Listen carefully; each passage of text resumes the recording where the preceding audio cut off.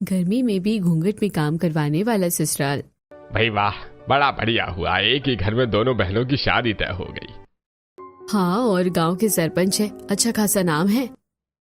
अनीशा और निकिता, तुम दोनों शहर में पली बड़ी और गांव में शादी के लिए हाँ कह दिया, क्योंकि ये मेरे मम्मी पापा की पसंद है और हमें ये रिश्ता मंजूर है।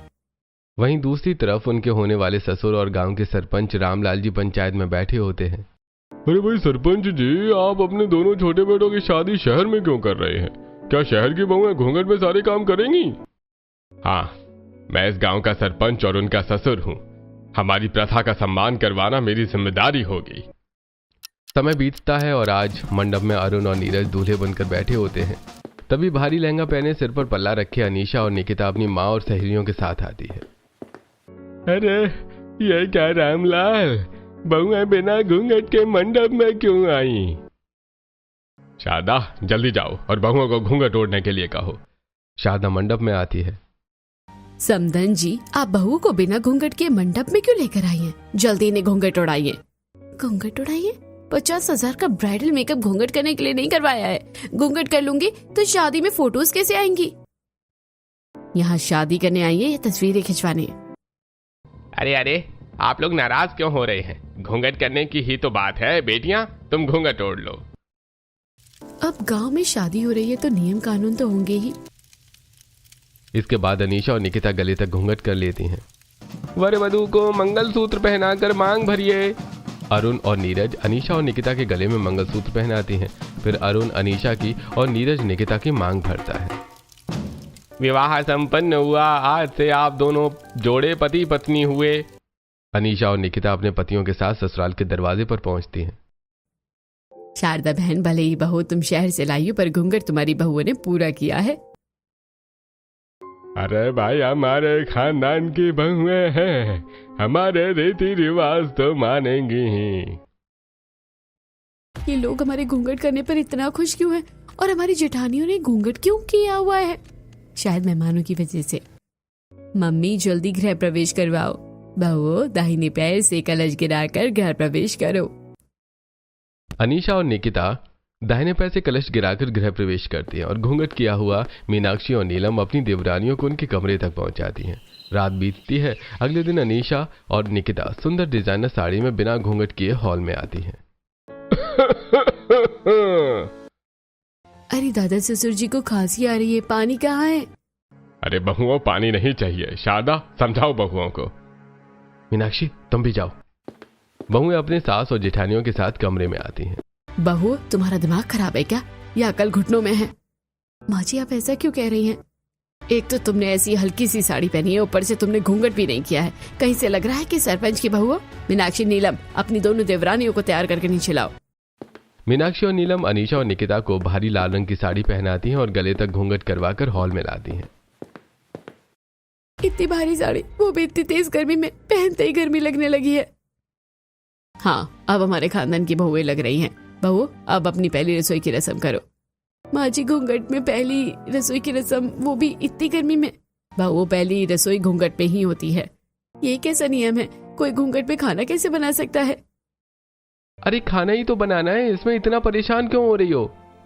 और रस्म है तो पूरी तो करनी ही पड़ेगी। अच्छा ठीक है, रसोई कहाँ है? बहू, घर के आंगन में मैंने मिट्टी मंगवा कर रख दी है।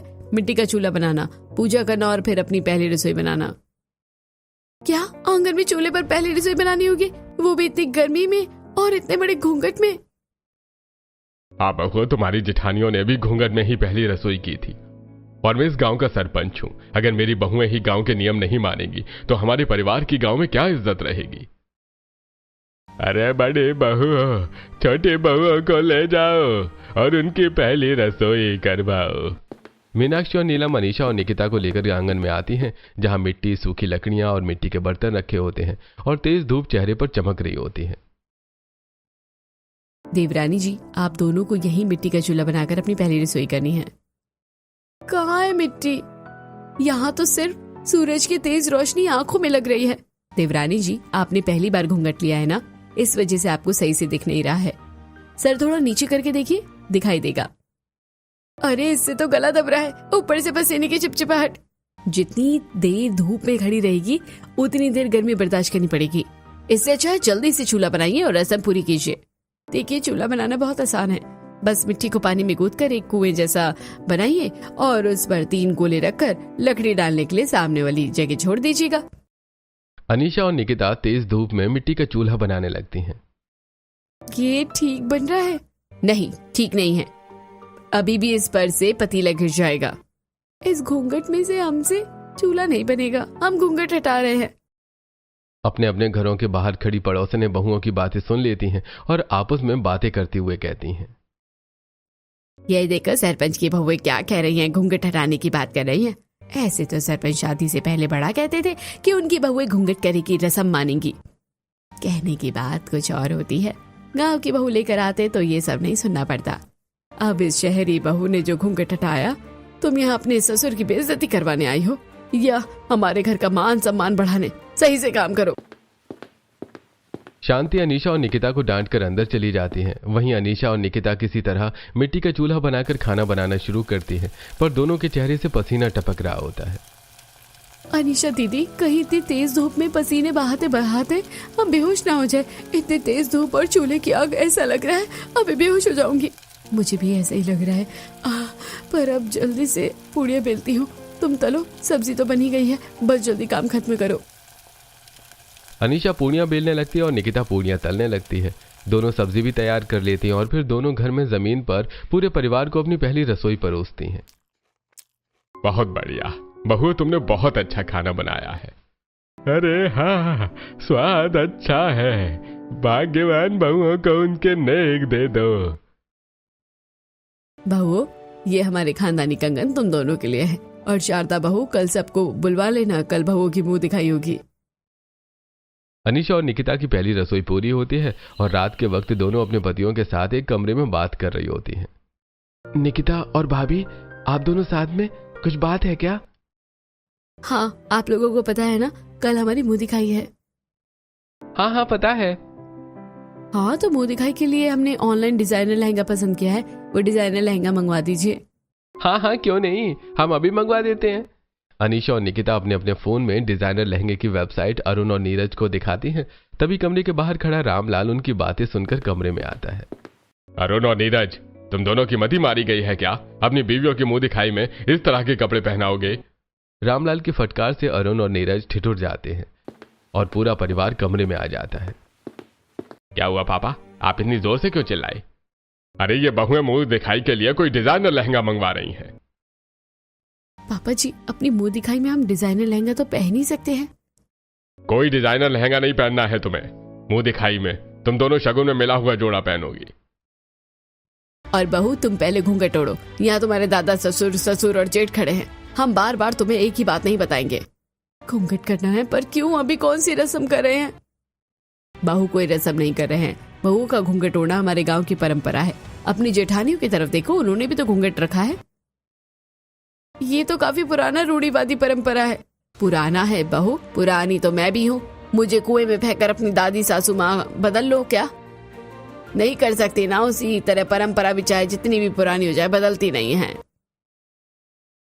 बहुओं को यह बात गांठ बांध लो कि तुम्हें हमेशा घूंघट में रहना है और घर के काम भी घूंघट में ही करने हैं। इतना कहकर रामलाल जी घर से बाहर चले जाते हैं। नीरज जी, पापा जी क्या फैसला सुना कर गए? हमें घूंघट करके रहना पड़ेगा और घर के सारे काम में घूंघट पे करने पड़ेंगे। ये हमारे गांव की परंपरा है। गांव की हर बहू इस परंपरा का पालन करती है, तो मैं भी इस परंपरा का पालन करना पड़ेगा। ठीक है, अब हम दोनों बाहर जा रहे हैं। ऐसे ही आज की रात बीतती है। अगले दिन अनीशा और निकिता गर्मी में भारी साड़ी पहने गले तक घूंघट में पसीने से तरबतर अपनी मुंह दिखाई करवाती हैं और फिर अगले दिन दोनों बहुएं गले तक घूंघट किए हॉल में खड़ी होती हैं। बहुओं, ये क्या तार गाछ की तरह हॉल में खड़ी हो? दादी सासू माँ, घूंघट में बहुत गर्मी लग रही है, इसलिए हॉल के पंखे के नीचे खड़े हैं। बहू, खड़े रहने से घर का काम नहीं होगा। देखो हॉल कितना गंदा है। तुम में से एक झाड़ू मारो और एक हॉल के सोफे, पर्दे और तकियों के कवर इकट्ठा करके धो दो। निकिता हॉल के सोफे, पर्दे और तकियों के कवर इकट्ठा करके बाथरूम की तरफ चली जाती है। वहीं दूसरी तरफ अनीशा हॉल में झाड़ू मार रही होती है।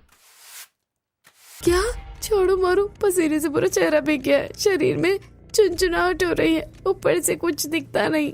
कहाँ झाड़ू मारूं, कैसे झाड़ू मारूं? अरे बहू, तू झाड़ू मार रही है या टाइम पास कर रही है? देख कितना कचरा यहीं छोड़ दिया है। वो दिखाई नहीं दादी सासू माँ, मैं फिर से झाड़ू मार रही हूँ।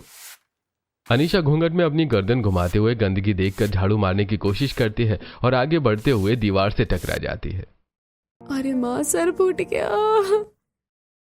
अनीशा जमीन पर बैठ जाती है। वहीं दूसरी तरफ निकिता घूंघट में कपड़े धो रही होती है। यहाँ बाथरूम में तो कोई नहीं आ रहा। घूंघट उठाकर फटाफट कपड़े धो लेती हूँ। घूंघट पे कपड़े धोने में सांस फूल रही है। निकिता जैसी बाथरूम में घूंघट हटाती है तभी शांति आ जाती है। बहू, तुम्हारी इतनी हिम्मत, हमारे कहने के बावजूद तुमने घूंघट हटाया? दादी सासू माँ, घूंघट में सही से दिखाई नहीं दे रहा था और सांस भी भूल गई थी, इसलिए सोचा घूंघट हटाकर फटाफट कपड़े धो लूं। बहू, तुम दोनों कितना बहाना करती हो। तुम्हारे ससुर गांव के सरपंच है, सब उनकी बात मानते हैं और उनकी बहुएं उनकी बात ही नहीं मान रही हैं। पर घूंघट में काम ही क्यों करना है? बिना घूंघट किए भी तो काम कर सकते हैं। बहुएं ही गांव की मान सम्मान और इज्जत होती है, इसलिए हमारे गांव में बहुओं को घूंघट करने के लिए कहा जाता है और सभी बहुएं घर के सारे काम घूंघट पे ही करती है। तुम घूंघट करो और फटाफट काम करो। निकिता दोबारा घूंघट कर लेती है और कपड़े धोकर तेज धूप में छत पर सुखाने के लिए डाल देती है। ऐसे ही एक दिन, अरे बहू, आज खाने में बैंगन का भरता बनाना और कच्चे आम की चटनी भी बनाना। घर में बैंगन और कच्चे आम नहीं है। अरे नहीं है तो बाजार से खरीद कर लेकर आओ। वो मैं चूल्हे पर चावल और दाल बना रही हूँ, तो बाजार कैसे जाऊँ? हम सब्जी मंडी चले जाते हैं, थोड़ी देर इस घूंघट से छुट्टी तो मिलेगी। हाँ, हम चले जाते हैं सब्जी मंडी, हमें सब्जियाँ खरीदनी आती है। ठीक है, वैसे भी घर का छोटा मोटा काम बहुएं ही करती है, पर ध्यान रहे चेहरे से घूंघट हटना नहीं चाहिए। इसी तरह जाना और इसी तरह सब्जी खरीद कर वापस आना। हे भगवान, हमारा प्लान शुरू होने से पहले ही खत्म हो गया। अनीशा और निकिता घूंघट करके घर से निकलती हैं और सब्जी मंडी पहुंचती हैं। बताइए क्या दूं आपको? अनीशा घूंघट के अंदर से मूली देखते हुए खीरे की तरफ इशारा करती है। भैया, 1 किलो खीरे दे दीजिए और 1 किलो बैंगन दे दीजिए। अरे बहन, मूली दिखाकर खीरे मांग रही है, टेढ़ी है क्या आप? तुम टेढ़े हो, हम सब्जियों के नाम बता रहे हैं, चुपचाप सब्जी दो। लगता है सरपंच जी की नई बहू है, कहानी है। छोड़ो, गांव की बहू है, मजाक नहीं उड़ाऊंगा। सब्जी वाला अनीशा और निकिता को सब्जी दे देता है। दोनों सब्जी लेकर आगे बढ़ती हैं, तभी ठोकर खाकर दोनों गिर जाती हैं। हे भगवान, इस घूंघट में सही से दिखाई देता नहीं है। पहले तो कोहनी और पांव की उंगलियां टकराती थी, अब तो हम खुद ही गिर गए, और गिरे भी तो भरी बाजार में, ऊपर से चोट भी लग गई अलग। अनीशा और निकिता किसी तरह उठती हैं और घूंघट में ही अपने घर पहुंचती हैं। रात होती है, दोनों अपने कमरे में अपने पतियों से। क्या हुआ अनीशा, तुम इतनी परेशान क्यों हो? गर्मियों में भी घूंघट में काम करवाने वाले ससुराल से मैं परेशान हो गई हूँ। ये तो गांव की परंपरा है, इसमें परेशान क्यों हो रही हो? हमसे घूंघट में घर के काम नहीं होते। कभी सर टकरा जाता है, कभी सांस फूलती है, कभी हम गिर जाते हैं। आप पापा जी से बात क्यों नहीं करते? नहीं, हम पापा जी से कुछ नहीं कह सकते। गांव के सभी लोग इस नियम का पालन करते हैं और पिताजी खुद इस परंपरा को मानते हैं। तुम्हें परंपरा माननी पड़ेगी। आपसे नहीं होगा तो हम खुद पापा जी से बात कर लेंगे। अगले दिन अनीशा और निकिता पंचायत की तरफ आती हैं। गौरव, अगर तेरी बीवी गांव के नियम नहीं मान सकती तो अपनी बीवी के साथ गांव छोड़कर चला जा। अरे सरपंच जी, ऐसे कैसे गांव छोड़ के चला जाऊं? ये गांव मेरी भी जन्मभूमि है, यहाँ मेरा भी घर है। अगर यहाँ रहना है तो तेरी बीवी को घूंघट करना पड़ेगा, वरना तुझे गांव छोड़ना पड़ेगा। यही पंचायत का फैसला है। हम ही गांव छोड़ के चले जा रहे हैं। वैसे भी मुझे इतने पिछड़े गांव में नहीं रहना है। वापस चलने की तब पूरी पंचायत एक तरफा सोचती है, कोई फायदा नहीं होगा हमारे बोलने का। अनीशा और निकिता अपने ससुराल वापस आ जाती हैं। ऐसे कुछ दिन बीतते हैं और एक दिन अनीशा किचन में आती है। जेठानी जी ने कहा है कि दही उन्होंने जमा दी है, उसमें चीनी डाली है। दही कहाँ है? हाँ, ये रही। अनीशा घूंघट में चावल को दही समझकर चावल में चीनी मिला देती है और दोपहर में पूरा परिवार खाने पर बैठता है। अरे बहू, तुमने दही में चीनी नहीं डाली। और बहू, इस चावल को शीरे में बनाया है क्या? आज खाना किसने बनाया है? दही में चीनी डालने की जगह चावल में डाल दी है। जी, मैंने देवरानी जी से कहा था दही में चीनी डालनी। माफ कीजिए, लगता है मैंने दही की जगह चावल में चीनी डाल दी। अच्छा जाओ, दूसरा चावल बनाकर लेकर आओ और ध्यान से काम किया करो। अनीशा घूंघट किए चूल्हे पर दोबारा चावल बनाती है और दही में चीनी मिलाकर सभी को परोसती है। ऐसी शाम के वक्त चारों बहुएं रसोई में खाना बना रही होती हैं। अच्छा हुआ चावल में चीनी देवरानी जी ने डाली थी। जेठ होने के नाते मुकेश डांट भी नहीं पाए, वरना तो सबकी खटिया खड़ी हो जाती। क्यों जेठानी जी, जेठ होने के नाते हमें डांट क्यों नहीं सकते हैं? छोटे भाई की बीवी का बड़े भाई के साथ ऐसा ही रिश्ता होता है, बहुत संभल कर रहना पड़ता है। खैर छोड़ो। अच्छा, पर आप बार बार अपनी गर्दन पर हाथ क्यों फेर रही है? अभी नहीं, क्या बताऊं कि घूंघट की वजह से मेरी गर्दन में घमोरियां हो गई हैं। जी जरा सुनिएगा। हाँ जल्दी बोलो। गर्मी आ गई है और घूंघट की वजह से मेरी पीठ और गर्दन पर लाल दाने हो गए हैं। घूंघट तो मैं कर लूंगी, पर कोई दवाई या पाउडर लेते आई हैं आप तो। मैं पाउडर लाऊं? कल को कहोगी साड़ी प्रेस करके रख दो, यही सब काम है क्या मेरा? मम्मी और दादी इतने समय से घूंघट कर रही है, उन्हें तो कभी कोई दिक्कत नहीं हुई। तुम लोगों के ही बहुत ड्रामे हैं। इस घूंघट में काम करवाने वाले ससुराल से तो हम भी परेशान हैं। नहीं नहीं, वो तो ऐसे ही है, चलिए खाना बनाते हैं। ऐसे कुछ दिन बीतते हैं। अनीशा कभी कपड़े प्रेस करते हुए अपने हाथ जला लेती है तो निकिता कभी कपड़े धोते हुए सर्फ ज्यादा डाल देती है। दोनों बहुएं गर्मियों में घूंघट में काम करवाने वाले ससुराल से परेशान होती हैं। तभी एक दिन 7 महीने की प्रेग्नेंट नंद रजनी अपने मायके आती है। मम्मी पापा दादी देखो मैं आ गई। अरे मेरी पोती आ गई। अरे अरे संभल कर, तेरा 7वां महीना चल रहा है। बहू जल्दी जा, नजर उतारने के लिए मिर्च लेकर आओ। निकिता लाल मिर्च लेकर आती है और शारदा रजनी की नजर उतार कर उसे घर के अंदर लेकर आती है। मम्मी ये मेरा पहला बच्चा है, मैं चाहती हूँ कि मेरी डिलीवरी मेरे मायके में हो, इसलिए मैं यहाँ आ गई हूँ। हाँ हाँ बेटी, तूने बहुत सही किया। यहाँ तेरी 4 भाभियाँ हैं तेरा ख्याल रखने के लिए, वो तेरा अच्छे से ध्यान रखेगी। अपनी दोनों बड़ी भाभियों के साथ तो मैंने शादी से पहले काफी वक्त बिताया है, अब अपनी छोटी भाभियों के साथ भी वक्त बिताऊंगी। भाभी जरा मेरे लिए गर्मा गर्म सत्तू का पराठा बनाइए और साथ में कच्चे आम और मूंगफली की चटनी भी। अनीशा और निकिता रसोई में आती हैं और चूल्हा जलाकर सत्तू के पराठे बनाने लगती हैं। ये क्या, नन्नत जी ने तो आते ही हमारी क्लास लगा दी। ये चूल्हे का धुआं तो घूंघट में भर जाता है, ऐसा लग रहा है कि बुढ़ापे तक फेफड़ों में यही धुआं भरा रहेगा। निकिता, हमारी नन्नत ने घूंघट नहीं किया था। अनीशा और निकिता पसीने से लथपथ होकर पराठे बनाती हैं और रजनी के कमरे में रजनी को पराठे देती हैं। नन्नत जी पराठे कैसे बने हैं? बहुत अच्छे बने हैं भाभी। नन्नत जी, आपको घूंघट नहीं करना पड़ता है क्या? नहीं, मैं घूंघट वगैरह नहीं करती हूँ। नन्नत जी, आप अपने पापा को समझाइए ना, वो हम लोगों से इतनी गर्मी में घूंघट में घर के सारे काम करवाते हैं, हमें बहुत परेशानी होती है। कैसी परेशानी भाभी? घूंघट तो हमारे गांव की परंपरा है और आप लोगों को ये परंपरा माननी पड़ेगी। नन्नत जी, आप ही बात बोल रही है, पर आप तो घूंघट नहीं करती है। हाँ, क्योंकि मेरे ससुराल में घूंघट नहीं करवाते हैं। आप लोग जाइए, मुझे पराठा खाने दीजिए। अनीशा और निकिता कमरे से बाहर आ जाती हैं। कोई भी हमारी मदद करने के लिए तैयार ही नहीं है, अब हम क्या करें? ऐसे कुछ दिन बीतते हैं और एक दिन घर के आंगन में रामलाल ने पंचायत बैठाई होती है। तभी शारदा के भाई के बच्चे छुट्टी मनाने बहुओं के ससुराल आते हैं। ये दोनों बच्चे कौन हैं? नमस्ते आंटी। नमस्ते आंटी। बहुओं, ये दोनों विक्रांत और विराज मेरे भाई के बेटे हैं, यहाँ गर्मी की छुट्टी में आए हैं। इनका अच्छे से ध्यान रखना। घूंघट में काम करवाने वाले ससुराल में इतने अच्छे से ध्यान रख रहे हैं, फिर ये तो बच्चे हैं, इनका ध्यान तो रखेंगे ही। बहू कुछ कहा क्या? नहीं नहीं, कुछ नहीं कहा। बच्चों बताओ तुम क्या खाओगे? आंटी हमें आमरस चाहिए।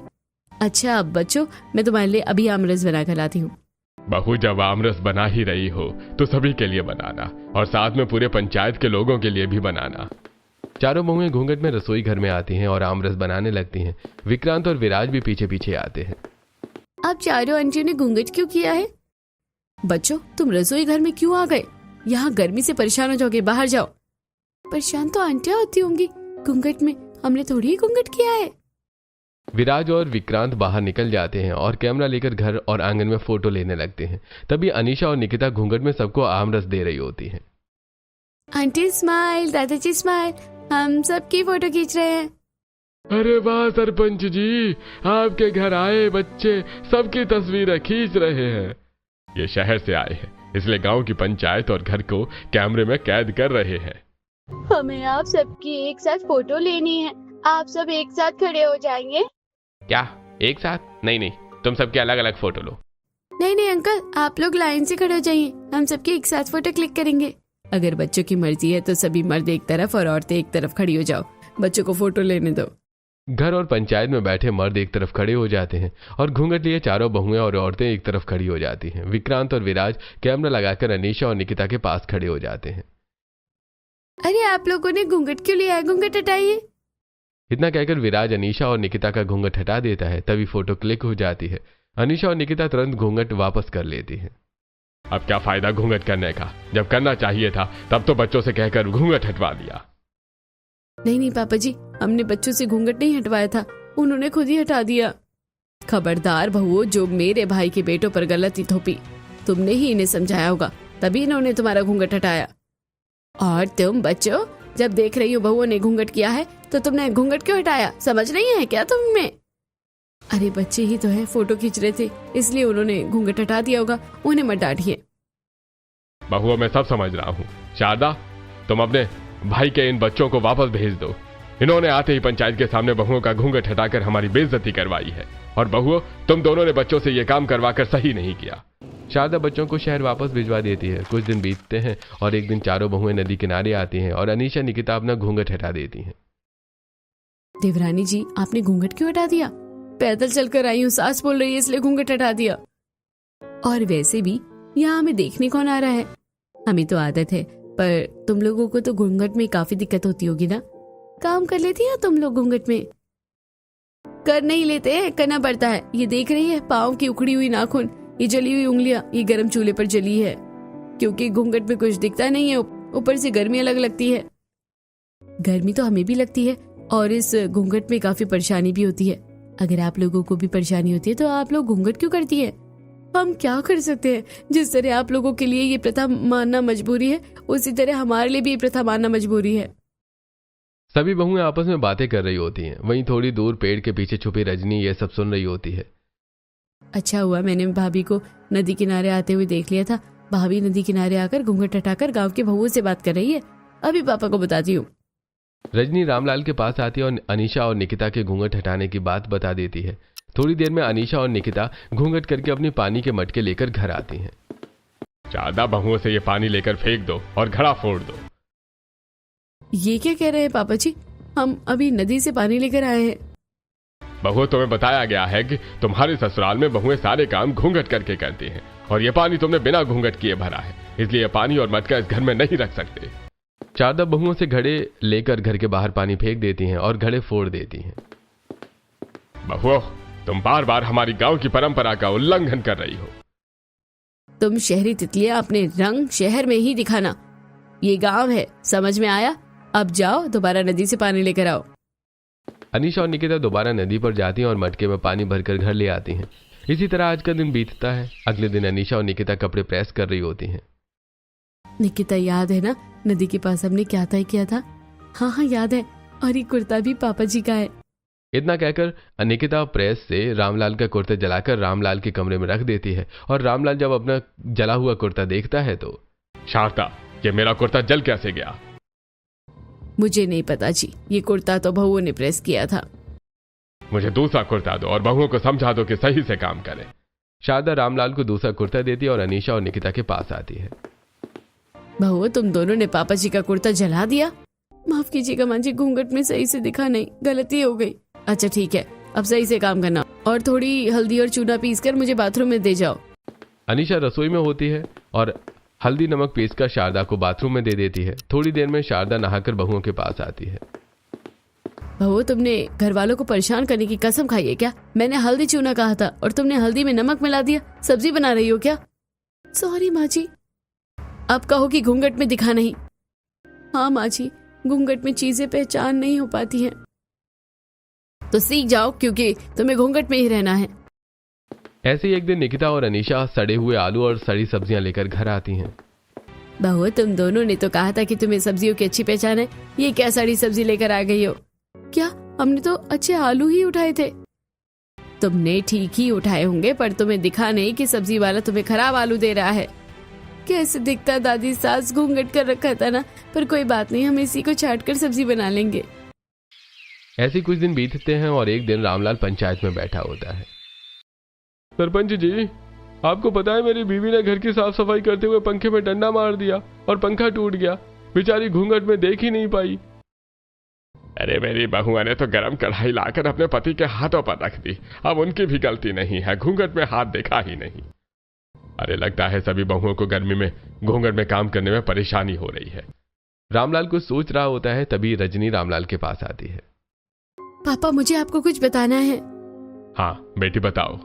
पापा बात ऐसी है। रात के 11:30 बजे निकिता और अनीशा रसोई में बर्तन धो रही होती हैं। अनीशा दीदी, हमने गांव की बहू को जैसा सिखाया था बहुएं ठीक वैसा ही कर रही है। हाँ बस अब एक बार पापा जी के कानों तक ये बात पहुंच जाए तो वो खुद फैसला ले लेंगे। अच्छा तो बहुएं ये सब जानबूझकर कर रही हैं, ये उन्होंने ठीक नहीं किया। सरपंच जी, आपकी बहुओं से ये उम्मीद नहीं थी। आपकी बहुएं हमारी पत्नियों को अपनी बातों में फंसा रही हैं। तुम्हारी पत्नियां दूसरों की बात सुन ही क्यों रही है, पहले उन्हें समझाओ। रामलाल अपने चारों बेटों के साथ घर वापस चला आता है।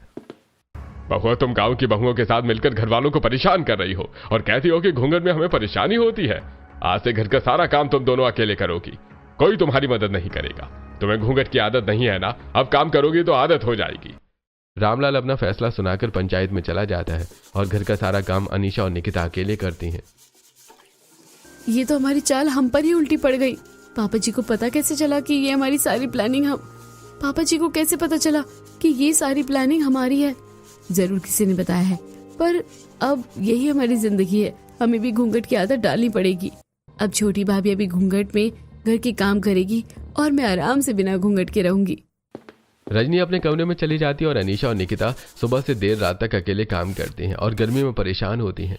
ऐसे ही एक रात 2:30 बजे रजनी सीढ़ियों से उतर रही होती है। प्रेगनेंसी में बहुत प्यास लग रही है, रात के 2:30 बजे नीचे उतरना पड़ रहा है। रजनी सीढ़ियों से फिसलकर गिर जाती है और उसकी चीख सुनकर घर की औरतें इकट्ठा होती हैं। माँ बहुत तेज दर्द हो रहा है माँ। हे भगवान, मैं क्या करूँ, घर के सभी मर्द गांव से दूर बाहर शादी में गए हुए हैं। मम्मी जी, नन्नू जी को डॉक्टर के पास लेकर जाना पड़ेगा। अरे बहुओं, डॉक्टर के पास ले जाने के लिए कोई मर्द कहाँ है? किसी मर्द के इंतजार करने का समय नहीं है, हम नन्नू जी को अस्पताल ले जा रहे हैं। अनीशा और निकिता चादर से स्ट्रेचर बनाती हैं और बिना घूंघट के रजनी को कंधे पर उठाकर गांव के अस्पताल लेकर आती हैं। देखिए, आप सही समय पर इन्हें लेकर आई हैं। इन्हें तुरंत डिलीवरी करनी होगी, वरना बच्चा नहीं बचेगा। डॉक्टर रजनी की इमरजेंसी डिलीवरी कराते हैं। सुबह होती है, अनीशा और निकिता अस्पताल के बाहर आती हैं, जहां रामलाल और गांव के लोग खड़े होते हैं। तुम दोनों बिना घूंघट के अस्पताल में क्या कर रही हो? हम नन्नू जी को अस्पताल लेकर आए थे। तुम लोग क्यों लेकर आई? हम नहीं लाते तो कौन लाता? आप लोग तो थे नहीं। अरे सरपंच जी, आपकी बहुएं हमारी परंपरा के खिलाफ है, इनके खिलाफ कुछ सोचना पड़ेगा। बहुआ, आज से तुम दोनों को तुम्हारे मायके भेज दिया जाएगा, क्योंकि तुम हमारी परंपराओं का उल्लंघन कर रही हो। रुक जाइए पापा, फैसला सुनाने से पहले इस बच्चे को देखिए। अगर भाभी मुझे समय पर अस्पताल नहीं लाती तो आज ये बच्चा इस दुनिया में नहीं होता। रजनी हॉस्पिटल से बाहर आती है, उसके हाथ में उसका बच्चा होता है। अरे रजनी बेटी, तुम हमारे साथ चलो, अपनी भाभियों का साथ मत दो, इन्हें हम उनके मायके भेज देंगे। भाभी मायके नहीं जाएगी और ना ही आज से इस गांव में कोई घूंघट करेगी। नंद जी, आप हमारे साथ। भाभी, आज आपकी वजह से मैं और मेरा बच्चा जिंदा है। माफ कीजिएगा, मैंने आपका साथ नहीं दिया, पर अब मैं आपके साथ हूँ। नहीं, ऐसा कभी भी नहीं होगा। तब हम भी यहाँ से नहीं लेंगे। हम सब औरतें यहीं धरना प्रदर्शन करेंगी। और कौन देगा तुम लोगों का साथ? दुर्गा देवी के इतना कहते ही गांव की कुछ बहुएं आकर जमीन पर बैठ जाती हैं। वहीं अरुण और नीरज भी सभी बहुओं के साथ खड़े होते हैं। अरे जब खुद का सिक्का खोटा हो तो क्या कहना, करो धरना प्रदर्शन, गांव की प्रथाएं बदलेंगी नहीं। बहुएं ढोल नगाड़े बजाते हुए अपना धरना प्रदर्शन शुरू करती हैं। अगले दिन मीडिया रिपोर्टर्स आ जाते हैं। रामलाल पंचायत में सभी के साथ टीवी पर बहुओं की खबर देख रहा होता है। क्या आप लोगों को अपनी गांव की प्रथाएं पसंद नहीं है? हमें अपनी गांव की प्रथाओं का सम्मान है, पर हमारे गांव के लोग इस प्रथा को बहुओं के लिए कैद बना रहे हैं। हमें इस बात से समस्या है। तो क्या लगता है आप लोगों को, क्या ये बहुएं यहीं दम तोड़ देंगी या इस गांव की रूढ़िवादी परंपरा बदलेंगी? अरे ये बहुएं हमारी मिट्टी का पलीता करवा रही हैं। नहीं, परेशानियां होती है। हाँ, पर बहुओं का तरीका सही नहीं है। अगर ऐसी बात है तो हम गांव की बहुओं की बात सुनेंगे। रामलाल पूरे पंचायत के साथ बहुओं के पास आता है, जहां मीडिया रिपोर्टर्स और कई नेता आए होते हैं। आखिर क्या दिक्कत है तुम्हें घूंघट में? हमें आपकी घूंघट से कोई दिक्कत नहीं है, हम घूंघट करने के लिए तैयार हैं, पर जब हम अकेले में होते हैं तब भी हमें घूंघट करना पड़ता है। जैसे कपड़े धोते हुए नदी किनारे, अपने कमरे में, रसोई में, यहाँ भी हमें घूंघट करना पड़ता है। और जब हमें फोड़े फुंसी होती है तो हमारे पति कहते हैं कि हम दवाई क्यों लाए। क्या आप चाहते हैं कि आपकी बहुएं इतनी तेज धूप में मर जाएं? उनकी मांगे गलत तो नहीं है? पापा, गांव की सभी बहुएं अपनी घूंघट प्रथा का सम्मान कर रही हैं, आपको भी उनका सम्मान करना चाहिए। इस धरने पर भी सभी ने पल्लू रखा है। मुझे बहुओं की मांग मंजूर है। आज से बहुएं सिर्फ बुजुर्गों के सामने घूंघट करेंगी और बुजुर्ग भी कोशिश करेंगे कि जब बहुएं काम कर रही हों तो उनके सामने ना आए। सभी बहुएं पल्लू करके अपने ससुराल वापस चली जाती हैं। अनीशा और निकिता, घर की साफ सफाई कर दो, मैं खाना बनाती हूँ, और नीलम कपड़े धो लो। अब देखिए बिना घूंघट के हम कितने अच्छे से काम करते हैं।